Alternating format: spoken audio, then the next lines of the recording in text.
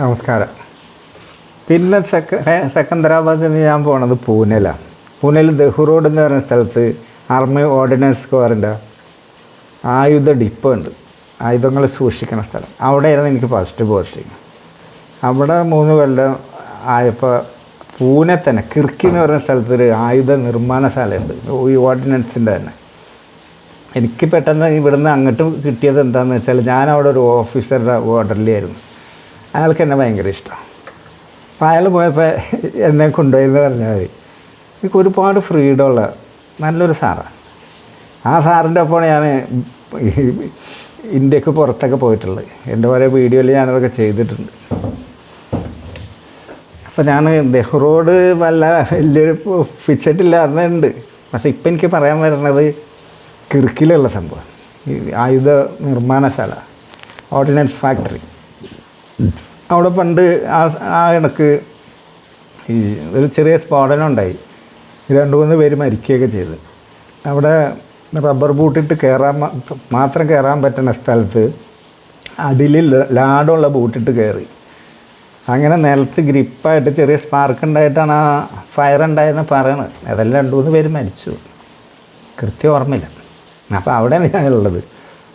അപ്പോൾ അവിടെ സിവിലിയൻസ് ഉണ്ട് ഇഷ്ടം പോലെ. ആ ഫാക്ടറിയിൽ ഓഫീസ് സ്റ്റാഫായിട്ടും ക്ലീനിങ് ആയിട്ടും പല ജോലികളും. അപ്പോൾ അവിടെ ഒരു പെണ്ണ് വരും. ഈ പെണ്ണ് ഞാനായിട്ട് ചിലപ്പോൾ സെൻട്രി ഡ്യൂട്ടിയൊക്കെ ഉള്ളപ്പോൾ കാണും, മിണ്ടും. പക്ഷേ ഞങ്ങൾക്കൊരു റൂളുണ്ട്, ഈ ലോക്കൽ ആൾക്കാരായിട്ട് പ്രത്യേകിച്ച് സ്ത്രീകളായിട്ടൊന്നും കോണ്ടാക്റ്റ് വെക്കാൻ പാടില്ല. പക്ഷേ എനിക്ക് കോണ്ടാക്റ്റ് ഇല്ലാണ്ട് പറ്റില്ലല്ലോ. അങ്ങനെ ഈ പെണ്ണ് ഞാനുമായിട്ട് പരിചയമായി. എപ്പോഴും ഇടയ്ക്കിടയ്ക്ക് വരുമ്പോൾ എനിക്ക് എന്തെങ്കിലും പലഹാരങ്ങളൊക്കെ കൊണ്ടുവരൽ തുടങ്ങി. അവൾക്കൊരു 30 വയസ്സില്ല, എന്നാലും കുറച്ച് മൂത്തതാണ്, 2 വയസ്സിനൊക്കെ. എന്നാലും പ്രായം തോന്നൂല. ഹിന്ദി അസലായിട്ട് പറയും, പൂനെയിലുള്ളവർ ഹിന്ദി പറയും, മറാഠി. അങ്ങനെ ഇവള് ഈ വീഡിയോ ഞാൻ പണ്ട് ചെയ്തതാണ്. അതിൻ്റെ ചെറിയ ഭാഗങ്ങളൊക്കെ മറ്റേ ചാനലിൽ കിടപ്പണ്ട അറിയില്ല, കുറേയൊക്കെ ഡിലീറ്റായിപ്പോയി. അങ്ങനെ ഈ പെണ്ണ് പലഹാരങ്ങൾ കൊണ്ടുവന്ന് തരും. ഒറ്റക്കാകുമ്പോൾ ഇവൾ എന്നോട് സംസാരിക്കും. ഇപ്പോൾ ഇവൾ എന്നോട് ചോദിച്ചു, ലോനാവാല കണ്ടിട്ടുണ്ടോ, അത് കറങ്ങാൻ പറ്റിയ സ്ഥലങ്ങളുണ്ട്. പിന്നെ അവൾ പറഞ്ഞ് ദഹ്റോഡിൽ നിന്ന് പോയിട്ട് കിനായ് എന്ന് പറഞ്ഞൊരു സ്ഥലമുണ്ട്, നല്ല ബ്യൂട്ടിഫുൾ വില്ലേജാണെന്നൊക്കെ പറഞ്ഞു. അപ്പോൾ ഞാൻ ഇതൊക്കെ എന്തിനാണ് എന്നോട് പറഞ്ഞത്, ഞാൻ ഒറ്റക്ക് പോയാൽ അവിടെ ഒന്നും എത്തൂല, നീ കണ്ടിപ്പം പോര് വെച്ച്. അപ്പോൾ അവൾ പറഞ്ഞു, അതിനാണ് ഞാൻ പറയണത്, സൺഡേ ആണെങ്കിൽ നമുക്ക് പോകാറുണ്ട്. ഇനി കിനായ് എന്ന് പറയുന്ന സ്ഥലം ശരിക്കും പറഞ്ഞാൽ കിനായ് ഏത് ഭാഗത്താണെന്ന് ഇപ്പോൾ ഞാൻ മറന്നുപോയി. അതായത് ഒരു മലയുണ്ട് അവിടെ. ഈ മലേൻ്റെ അവിടെ നിന്ന് ഇങ്ങനെ നോക്കിയാൽ കണ്ണെത്താ ദൂരം ഇങ്ങനെ കാണാം. ഒന്നുമില്ല, വിജനമായിട്ട് കിടക്കണം. നമ്മുടെ കേരളത്തിലൊന്നും അങ്ങനത്തെ സ്ഥലമില്ല. കുന്നും മലയൊക്കെ ഇങ്ങനെ വെറുതെ കിടക്കണം. ഇത് ആരുടെ സ്ഥലമാണ്? അവിടെ കൃഷിയോ മരങ്ങളൊന്നുമില്ല. ഇത് ആരുതാന്നൊന്നും മനസ്സിലായില്ല. പിന്നെ ഞാൻ അതിൻ്റെ പട്ടയോ അതിൻ്റെ മുതലാളിനെ അന്വേഷിക്കേണ്ട ആവശ്യം എനിക്കില്ലല്ലോ. അത് കഴിഞ്ഞ് പിന്നെ കിനായിൽ തന്നെ വേറൊരു ഭാഗമുണ്ട്. അവിടെ പോയപ്പോഴാണ് ഈ സൂര്യകാന്തി പാടം, ഏക്കറ കണക്കിന് എപ്പോഴും നോക്കിയാലും മഞ്ഞ പൂക്കൾ.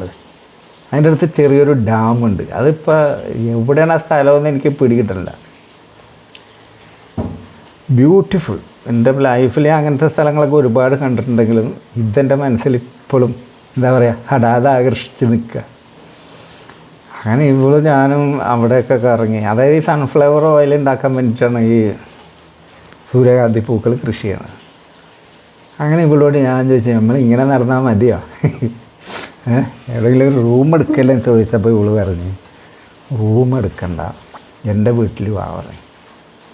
നിൻ്റെ വീട്ടിലോ? അവിടെ വന്നു കഴിഞ്ഞാൽ എന്തെങ്കിലും പ്രശ്നമൊക്കെ വെച്ച്. ഇല്ല, നൈബേഴ്സ്, നമ്മുടെ നൈബേഴ്സൊക്കെ വേറെ സ്റ്റേറ്റുകാരോ അങ്ങനത്തെ ആൾക്കാരൊക്കെയാണ്. എൻ്റെ വീട്ടിൽ ആര് വന്നാലും അങ്ങനെ ശ്രദ്ധിക്കില്ല. അപ്പം ഞാൻ കേരളത്തിലെ സദാചാരം ഒരു മിനിറ്റ് ചിന്തിച്ച് പോയി. അങ്ങനെ ഞാൻ ചെല്ലാൻ പറഞ്ഞു. ഒരു ഞായറാഴ്ച ഞാൻ ഒരു രാവിലെ 9-10 മണിക്ക് അങ്ങോട്ട് കയറി ചെന്നു. സ്ഥലമൊക്കെ കറക്റ്റ് പറഞ്ഞു തന്നിട്ടുണ്ട്. അന്ന് ഈ ലൊക്കേഷൻ മാപ്പൊന്നും ഇല്ലല്ലോ, ചോദിച്ച് പോവുക. അപ്പോൾ കിറുക്കി തന്നെ കുറച്ച് വിട്ടിട്ടാണ് എല്ലാം കറക്റ്റായിട്ട് പറഞ്ഞിട്ടുണ്ട്. ഒരാളോട് ചോദിക്കാണ്ട് അവിടെ എത്താം, അത്ര കൃത്യം അവൾ പറഞ്ഞിട്ടുണ്ട്.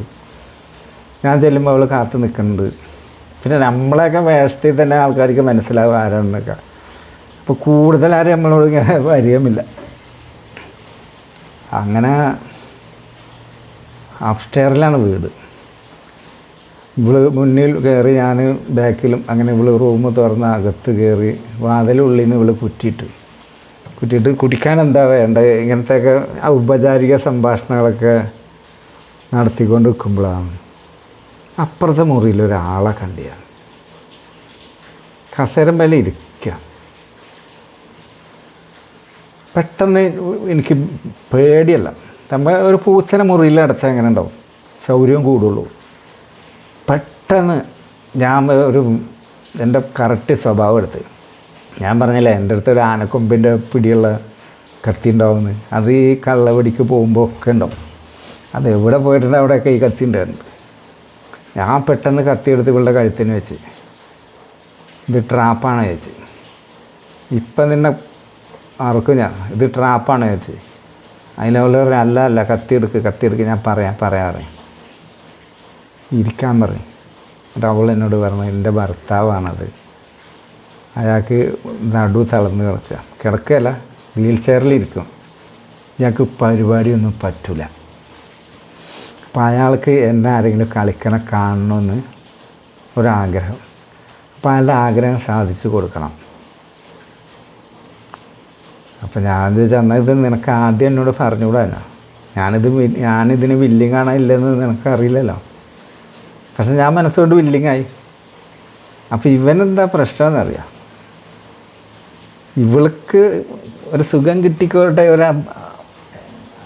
ഔദാര്യം ചെയ്ത് കൊടുക്കണ പോലെയാണ് ഇവൻ ആദ്യം പറഞ്ഞത്. അപ്പോൾ നെയ്യപ്പം തരുന്ന രണ്ട് കാര്യമെന്ന് പറഞ്ഞത്, ഇവൾക്കൊരു ഹെൽപ്പുമായി, ഇവൾക്കൊരു സുഖം കിട്ടുകയും ചെയ്യും, ഇവന് ലൈവ് കാണുകയും ചെയ്യാം. എന്തായാലും എനിക്ക് കുഴപ്പമില്ല. എന്നാലും എനിക്കൊരു മടി, ഒരു വയ്യാത്ത ആളുടെ മുന്നിൽ നിന്ന് അയാളുടെ ഭാര്യനെ ബന്ധപ്പെടുക പറഞ്ഞാൽ. അപ്പോൾ അവൾ ഒരു പ്രശ്നമില്ല. അപ്പോൾ ഇതിനു മുമ്പ് ആരെങ്കിലും ഇങ്ങനെ വന്നിട്ടുണ്ടോ ചോദിച്ച്, ഒരിക്കലുമില്ല. അവൾ ദൈവത്തിനൊക്കെ പിടിച്ച് സത്യമിട്ട് അവിടുത്തെ ദൈവങ്ങളുടെ ഫോട്ടോയുമേ തൊട്ട് സത്യം ചെയ്തില്ല, ഫസ്റ്റ് ടൈമാണ് പറയും. എനിക്കങ്ങോട്ട് ഒരു സ്റ്റാർട്ടിങ് ട്രബിള്. അപ്പോൾ ഞാൻ ഇവൻ്റെ അടുത്ത് പോയി സംസാരിച്ച്, ഞാനീ ചെയ്യാൻ പോണത് ശരിയാണെന്ന് എനിക്ക് തോന്നുന്നില്ല, ഞാൻ തിരിച്ച് പോയിക്കോട്ടെ ചോദിച്ചു. അപ്പോൾ അവൻ പറഞ്ഞു ഏതായാലും നിങ്ങളിതറിഞ്ഞ്, ഞങ്ങൾക്ക് വിശ്വസിക്കാൻ പറ്റിയ ഒരാളെ ഇതുവരെ കണ്ടെത്താൻ പറ്റിയിട്ടില്ല, അതുകൊണ്ട് ആണ് നിങ്ങളെ ശ്രമിച്ചത്. അതും പരാജയപ്പെട്ടാൽ പിന്നെ ഞങ്ങൾക്ക് വേറെ ആരും ഇങ്ങനെ കിട്ടൂല. ദയവ് ചെയ്ത് നിങ്ങൾ അവളെ സന്തോഷിപ്പിക്കുക. എനിക്ക് ഞാൻ കണ്ടോളന്നില്ല, എന്നെ കാണിച്ച് തന്നിട്ടില്ലെങ്കിൽ സാരില്ല, അവളൊന്ന് സന്തോഷിപ്പിക്കാൻ പറഞ്ഞു. അപ്പോൾ എനിക്ക് അവൻ്റെ മനസ്സിലായി, കാരണം ഇവനെ കൊണ്ട് കഴിയണില്ല.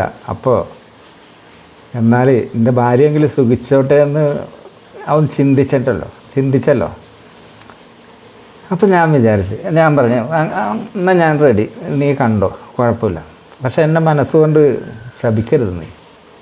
അതിലൊന്നും വിശ്വാസമില്ലെങ്കിലും ഏത് വയ്യാണ്ട് കിടക്കണവനും സ്വന്തം ഭാര്യനെ ഒരാൾ ചെയ്യുമ്പോൾ ഒരു വിഷമം ഉണ്ടാവില്ല വെച്ച്, അതില്ലാറെ. പിന്നെന്ത്, ഞാനായി മാറി. ഇവൻ കറക്റ്റ് ഇരുന്ന് കണ്ട് ഞാനവളെ. അപ്പോൾ ഇവളും പുളക കണിക്കണ നെരിപിരി കൊള്ളനെയൊക്കെയാണ് ഇവന് കാണാനിഷ്ടം. അപ്പോൾ ഞാൻ ഈ ഫോർപ്ലേ ഒക്കെ നാവും ടങ്ക് കൊണ്ടൊക്കെ ചെയ്ത് ഇവളെ നല്ലോണം വെട്ടി വിറക്കാൻ തുടങ്ങിയപ്പോൾ ഞാൻ കളിച്ച്. കളിയെന്ന് പറഞ്ഞാൽ അന്ന് ഞാൻ വൈകുന്നേരമാണ് അവിടെ നിന്ന് പോകുന്നത്. അതിന് ശേഷം ഞാൻ അവിടെ പോകുമ്പോൾ ഇവർക്ക് എന്തെങ്കിലുമൊക്കെ വാങ്ങിക്കൊണ്ടുപോകും. കാരണം ഇവൾക്ക് കിട്ടുന്ന പൈസയും മരുന്ന് മുക്കിടിയും വാങ്ങാനുള്ളൂ. ഞാൻ നല്ലൊരു എമൗണ്ട് അവരെ സഹായിച്ചിട്ടുണ്ട്. സാധനങ്ങൾ വാങ്ങിക്കൊടുക്കും, പലതും ചെയ്തു കൊടുക്കും. കാരണം ഇവനിനി അതിൽ നിന്നൊരു റിക്കവറി ഇല്ല. ഞാൻ അവിടെ നിന്ന് പോരോളം ചിലപ്പോൾ പരിപാടിക്ക് അല്ലെങ്കിൽ ഞാനവിടെ പോകും. കാരണം ഈ ഫ്രണ്ട്ഷിപ്പും ഇതൊക്കെ കള്ളവടി എന്നൊക്കെ പറഞ്ഞാൽ അത് അതിൻ്റെ ഒരു പാർട്ട് മാത്രം, സെക്സ് അതിൻ്റെ ഒരു പാർട്ട് മാത്രം. നല്ല നല്ല ബന്ധങ്ങൾ ചിലപ്പോൾ നമ്മൾക്ക് കിട്ടും. ചിലപ്പോൾ നല്ല വിഷാദമുള്ള പെണ്ണുങ്ങളായിരിക്കും, ചിലപ്പോൾ തെറിച്ച പെണ്ണുങ്ങളായിരിക്കും. ആരായാലും വ്യത്യസ്ത ക്യാരക്ടറുകൾ നമുക്ക് മനസ്സിലാക്കാൻ പറ്റും. നമ്മൾക്ക് അവരുടെ ലൈഫിൽ മാറ്റങ്ങൾ വരുത്താൻ പറ്റും. അതേപോലെ നമ്മുടെ ലൈഫിൽ നമ്മൾക്ക് മാറ്റങ്ങൾ വരും. അല്ലാണ്ട് വെടി എന്ന് പറഞ്ഞാൽ വെറും ലിംഗം യോനിയും തമ്മിലുള്ള ഫൈറ്റല്ല ഞാൻ മനസ്സിലാക്കിയത്. നമ്മൾ അവരെ മനസ്സിലാക്കുക, അവരുടെ ആവശ്യങ്ങൾ കണ്ടറിയുക, അവരെ നല്ലോണം ഫോർപ്ലേക്ക് ചെയ്ത് നല്ലോണം കളിച്ചു കൊടുക്കുക, ആ ബന്ധം ദൃഢമാക്കുക. ഞാൻ ബന്ധപ്പെട്ട ഒരു ഒറ്റ പെണ്ണുങ്ങളും എന്നെ മറക്കൂല. അത് പറഞ്ഞപ്പോഴാണ് ഈ സദാചാരത്തിൻ്റെ കാര്യം ഞാനിപ്പോൾ പറഞ്ഞില്ലേ, അതേപോലെ ഒരു സദാചാരം കൂടി ഉണ്ട്. അത് അടുത്ത വീഡിയോയിൽ, അല്ലെങ്കിൽ ഇതിൽ തന്നെ പറയാം, കാരണം ഒരുപാട് നീണ്ടു പോയിട്ടില്ല. എൻ്റെ ഒരു കൂട്ടുകാരൻ ഞങ്ങളുടെ വീടിൻ്റെ കുറച്ചപ്പുറം ഒരു വീട്ടിൽ പരിപാടിക്ക് പോയി. പരിപാടി നന്നാക്കി എടുത്ത് എങ്ങനെയോ രണ്ടാളും ഉറങ്ങിപ്പോയി. നേരം വെളുത്ത് കഴിഞ്ഞാൽ ഒരു നിലക്കും അവിടെ നിന്ന് എസ്കേപ്പ് ആകാൻ പറ്റില്ല. കാരണം തൊട്ട് വീടുകളാണ്. എങ്ങനെയായാലും ഇവനെ പിടിക്കണമല്ല, ആ പെണ്ണ് നാറുങ്ങ. കാരണം ആ പെണ്ണ് അങ്ങനത്തെ ഒരാളാണെന്ന് ഒരു മനുഷ്യനും അറിയില്ല. അവൾ ഗതികേട് കൊണ്ട് പരിപാടിക്ക് കൊടുത്തതാണ്, സഹിക്കാൻ പറ്റാഞ്ഞിട്ട്, ഒരാണിൻ്റെ സുഖം അറിയാൻ വേണ്ടി. അപ്പോൾ ഇവൻ ഇതിനു മുമ്പ് പോയി കളിച്ചിട്ടുണ്ട്, ആരും കണ്ടിട്ടില്ല, പോന്നിട്ടുമുണ്ട്. ഇവൻ ആ വീട്ടിലിരിക്കുക. അപ്പോൾ ഇവൻ തല പുകഞ്ഞ് ചിന്തിച്ച്, അപ്പോൾ ഞാൻ നാട്ടിൽ ലീവിൽ വന്നിട്ടുണ്ട്. ഇവൻ പറഞ്ഞ് ആ പെണ്ണിനോട് പറഞ്ഞേ, നീ ഒരു കാര്യം ചെയ്യും, പോയിട്ട് അവനോട് കാര്യം പറയും, ഞാൻ ഇവിടെ പെട്ടിട്ടുണ്ട്, കട്ടിലിൻ്റെ അടിയിൽ വിളിച്ചിരിക്കുകയാണ്, എങ്ങനെയെങ്കിലും എന്നെ ഒന്ന് എസ്കേപ്പ് ആക്കാൻ പറയും. അവൻ എന്തെങ്കിലും മാർഗം കണ്ടുപിടിക്കുന്നത്. ഈ പെണ്ണ് എന്നോട് വന്നിത് പറഞ്ഞപ്പോൾ സത്യത്തിൽ ഞാൻ സ്തംഭിച്ചു പോയി. പകൽ ഒരു ആളെ അവിടെ നിന്ന് ഇറക്കി കൊണ്ടുവരാന്ന് പറഞ്ഞാൽ ഈസിയല്ല. പിന്നെ ആൾക്കാരുടെ അറ്റൻഷൻ മാറ്റണം. അപ്പോൾ ഇതിൻ്റെ 2 വീട് അപ്പുറത്ത് എൻ്റെ ഒരു സുഹൃത്തിൻ്റെ വീടുണ്ട്. അവൻ പണിക്ക് പോയേക്കണം, അതെനിക്കറിയാം, രാവിലെ ഞാൻ കണ്ടതാണ്. അപ്പോൾ ഞാൻ ഈ പെണ്ണിനോട് പറഞ്ഞ്, ഞാൻ ഒരു മാർഗം കണ്ടിട്ടുണ്ട്, ഞാൻ ഇന്ന ആളുടെ വീട്ടിൽ വന്ന് പ്രശ്നം ഉണ്ടാക്കും, ഒച്ചയും ബഹളമൊക്കെ ഉണ്ടാക്കും, അവനെ തല്ലാൻ വന്നാണെന്നുള്ള രീതിയിൽ കാരണമൊക്കെ ഞാൻ ഉണ്ടാക്കിക്കോളും. അപ്പോൾ എല്ലാവരും അങ്ങോട്ട് വരും. ആ നേരത്തെ ഈ ഊളലോട് കട്ടിലിൻ്റെ അടിയിൽ നിന്ന് എസ്കേപ്പ് ആയിക്കോന്ന് പറയും. എന്നിട്ടാവും വന്ന് ഈ ആൾക്കൂട്ടത്തിൽ വരണം, അവനെ ഞാൻ കാണണം, അപ്പം ഞാൻ ബഹളം നിർത്തും, സ്കൂട്ടാവും. അങ്ങനെ അപ്പോൾ ഈ എൻ്റെ ഐഡിയ ബോധിച്ച് അങ്ങനെ ഞാൻ അപ്പുറത്തെ വീടാണ്, അവിടെ ചെന്നിട്ടും ഭയങ്കര പ്രശ്നം ഉണ്ടാക്കി. അവനെ ഇന്ന് ഞാൻ തട്ടികളയും, അവനെ അങ്ങനെ ചെയ്യും ഇങ്ങനെ ചെയ്യും, എന്നോട് അവൻ ചെയ്യാൻ പാടില്ലാത്ത കാര്യമാണ് ചെയ്തത്, അവനെ ഞാൻ വെച്ചേക്കില്ല എന്നൊക്കെ പറയും. ഭയങ്കര വെച്ച ഞാൻ കുറച്ച് 2 കുപ്പി കള്ളും കുടിച്ച്, കള്ളിൻ്റെ മണം ജനങ്ങൾക്ക് കിട്ടണം, ഞാൻ വെള്ളം അടിച്ചിട്ടാണ് അവിടെ പോയി പ്രശ്നം ഉണ്ടാക്കണം എന്നുള്ളൊരു ഫീല് ആ അയൽവാസികൾക്ക് ഉണ്ടാവണം. കാരണം ഞാൻ ഈ വെള്ളമടിച്ച് പ്രശ്നം ഉണ്ടാക്കുക, ഈ പ്രശ്നങ്ങൾ കണ്ട ആൾക്കാരെ അറ്റൻഷൻ അങ്ങോട്ടാവും. അടുക്കളയിലുള്ള മീൻ വരെ കരിഞ്ഞു പോയാലും പെണ്ണുങ്ങൾ ഓടി അവിടെ വരും, ആണുങ്ങൾ വരുന്നത് എനിക്ക് ഉറപ്പാണ്. ആ നേരത്തെ ഈ വീട്ടിൽ നിന്ന് കട്ടിലടിയിൽ നിന്ന് ഇവന് എസ്കേപ്പാണ്. അങ്ങനെയൊക്കെ അത്തരം പ്രശ്നങ്ങളായി ഞാൻ അവിടെ ഇരിക്കണ ഒരു 10 ചവിട്ടി ഒട്ടിച്ച്, ഈ അവനെ കണ്ട ഞാൻ തല അടിച്ച് ശരിയാക്കി കളയുന്നൊക്കെ പറഞ്ഞ് പ്രശ്നമായി കഴിഞ്ഞ് ഇവൻ എസ്കേപ്പായെന്ന് എനിക്ക് മനസ്സിലായി. പിന്നെ ഞാൻ ആ തെറി പറയാൻ പോയ വീട്ടിൽ അവൻ്റെ ഭാര്യനോട് പറഞ്ഞേ, നിന്നെ ഓർത്തിട്ട് മാത്രം ഞാനിപ്പോൾ പോവാണ്, വൈകുന്നേരം കാണിച്ചു കൊടുക്കാനൊക്കെ പറയും. ഇത് കഴിഞ്ഞ് ഇവൻ പണിക്ക് പോയ സ്ഥലം എനിക്കറിയാം. ഞാനും ഇവനും കൂടി അവിടെ പോയിട്ട് പറഞ്ഞേ, എടാ ഇങ്ങനെ ഒരു പ്രശ്നമുണ്ട്, നിൻ്റെ വീടിൻ്റെ അടുത്തൊരു വീട്ടിൽ ഇവൻ പെട്ടുപോയി ഈ നാറി. അപ്പം ആൾക്കാരെ കണ്ടുപിടിച്ച് പോരാ ഒരു മാർഗ്ഗമില്ല. അപ്പം നിൻ്റെ വീട്ടിൽ ഞാൻ നിന്നെ തല്ലാൻ ചെല്ലണ പോലെ കള്ളു പിടിച്ച് ചെന്ന് ബഹളം ഉണ്ടാക്കിയിട്ടുണ്ട്. അപ്പം നീ പണി കഴിഞ്ഞാൽ എന്ത് ചെയ്യണം, നേരെ എൻ്റെ അടുത്ത് വരിക, നമ്മൾ രണ്ടാളും കൂടി നിൻ്റെ വീട്ടിൽ പോകും, പ്രശ്നങ്ങൾ പറഞ്ഞ് തീർത്ത് കോംപ്രമൈസായി, ഞാൻ കള്ളു പിടിച്ച് ബോധമില്ലാണ്ട് വന്ന് ബഹളം ഉണ്ടാക്കിയതാണെന്നും പറഞ്ഞ് നിൻ്റെ വീട്ടിലൊരു മാപ്പും ഞാൻ പറഞ്ഞ് ഈ സംഭവം ഇവിടെ ക്ലോസ് ചെയ്യാൻ പറഞ്ഞു. അപ്പോൾ ഇവന് കാര്യം മനസ്സിലായി, കാരണം അവിടെ അതല്ലാണ്ട് വേറെ മാർഗമില്ല. അങ്ങനെ അതാണ് പറഞ്ഞത്, കള്ളവടി എന്ന് പറഞ്ഞാൽ വല്ലാത്തൊരു ഫീൽഡാണ്.